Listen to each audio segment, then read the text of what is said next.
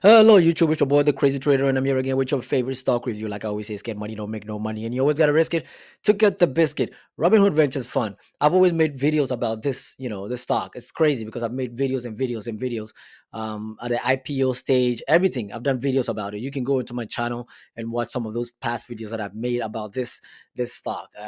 So far, when I started making videos about them, it was $25.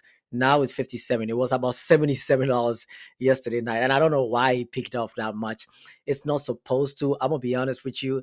It's the value of it is now too much because none of its company that is invested in, none of it is has IPO'd yet. So we don't even know, even though we know the value of them on the private market, we don't know their value on the public market, right? So it's actually really, really, really kind of over, like two times over value. You can see the net. I'll show you the net, asset value, which is 2530. It's right there. It's right there. You can see the net asset value right there, 2531. That's a net asset value, and the stock is $57. So it's a little bit off the top, right? But why I know it's gonna get off the top. I know that people know that this is gonna be a bomb, so that's why people are buying. People are buying for the future value of it, not for the current value. Because for the current value, that's the price, 2331. The future value, nobody knows what price is. How is OpenAI going to IPO? Databricks, how are they going to IPO? Merkle, how are they going to IPO? Aura, how are they going to IPO? Like all these companies that they are invested in, how are their IPOs going to look like? So that is what people are buying, and I want to believe, because there was no news that came out for it going to $77 yesterday, but I think I found something that might have triggered it.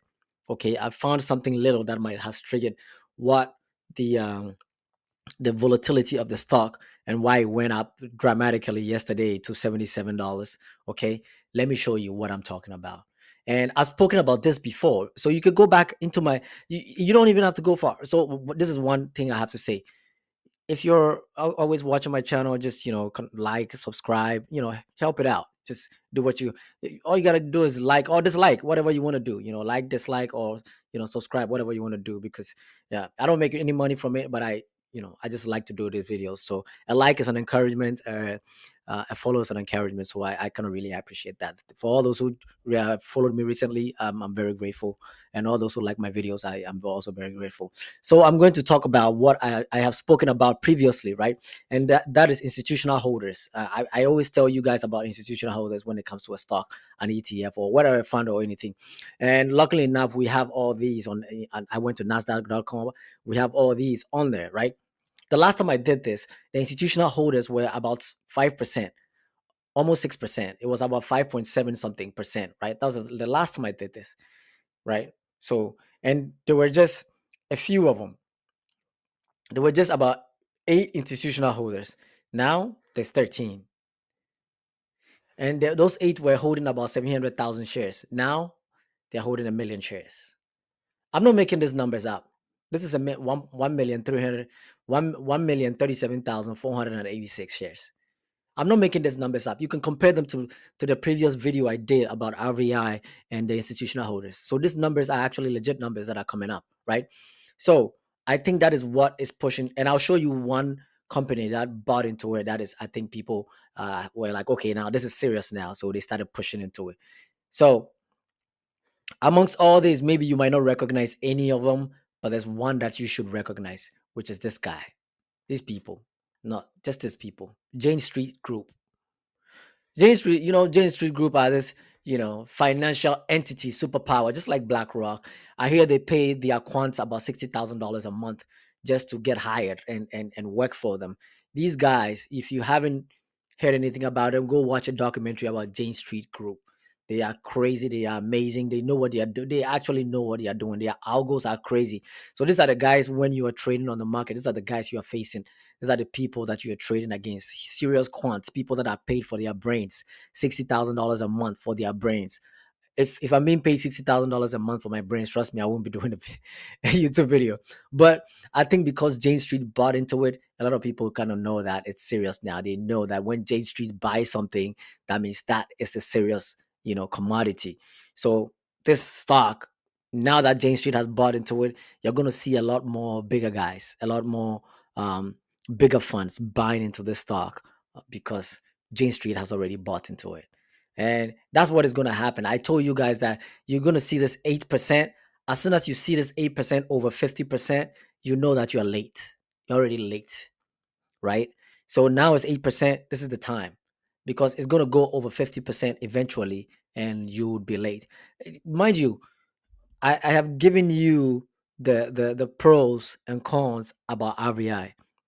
And I personally think if I was a fund, what I'm going to do is buy RVI because investing into all these private, you know, companies that you don't know what is going to come out of it.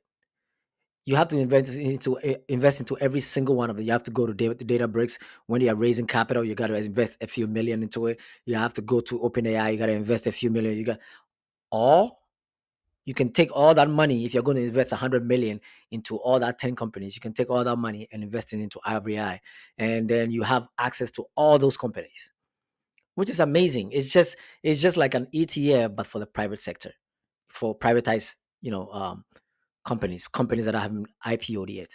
I heard the RVR fund 2 is actually going to be for startups, which is really great because imagine that you invested in OpenAI when it started instead of now that the valuation is at $800 billion.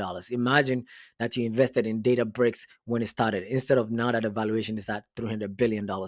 So I heard that RVI2 is going to be for startups, and I'm going to make a video about that later. I found some articles that I want you, I'll point you to the right places so you can go read about them, all those articles. So I think the real reason why this thing went to 77 is I am thinking is because Jane Street bought into this and some people saw it and they ran it up.